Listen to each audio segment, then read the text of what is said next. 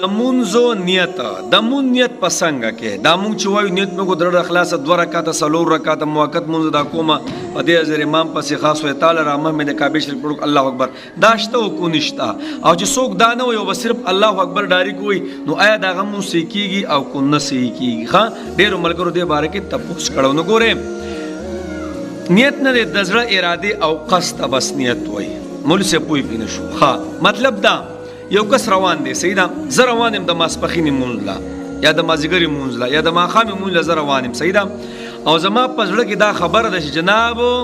زه چرته روانم زمون لا روانم خو د ماخام مونږ دی بس دا نیت شو بس ډایرک ورزه او الله اکبر وای د مولوی صاحب سره الله اکبر وای کو ځان له مسکه او کو نه د مولوی صاحب سره سیدا نزړه کې راوله دنه چې بې ز روانم د کم مونږ روانم پلانې مونږ دی پلانې ټیمپرز مونږ دی یا پلانې واجب دي یا نفل مونږ دی الله اکبر زړه کې بسرا ولا الله اکبر بس دا وای سیدا خام پولیس بو او زج په خله باندې نو دا سیدا کو نه بالکل شامی کې لیکلي دي یو کس کوس دا خبره کوي چې جناب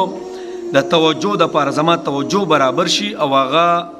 په خله باندې دا ټول الفاظو دا کم چې مونږ عام عرب کې وایو دا د زنانو نارونو دوانو د پاره صحیح دی خو زنانه چې جمعه ته ناراضي په کورونو کې مسکي نو جناب بالکل په خله هم ویلې شي په خله څنګه وای مثال کې تور پر د ماسپخینه مونږ دی صحیح ده نو په خله داسې وای نیت مې کو د اخلاصه سلور رکعات فرض مون ادا کوما په دې حاضر امام په دې وخت په دې حاضر امام پسې خاص وې تعالی را محمد کعبه شریف پلور کو الله اکبر بعضی مشرانو بعضی زم تر سری یا نور کسانو خپل الفاظي نو بالکل ویلې شي پکې ها شامی کې لیکلي بهتره خبره ده مستحب خبره ده چې په خلو ویلې شي او کنه په خلو ونه ویلې شو او پزړه کې صرف وی چې بس دا پلانې مونږ دی روانه ما او الله اکبر بس زړه کې راولا نو سچلو شو دغه مونږ صحیح کیږي ها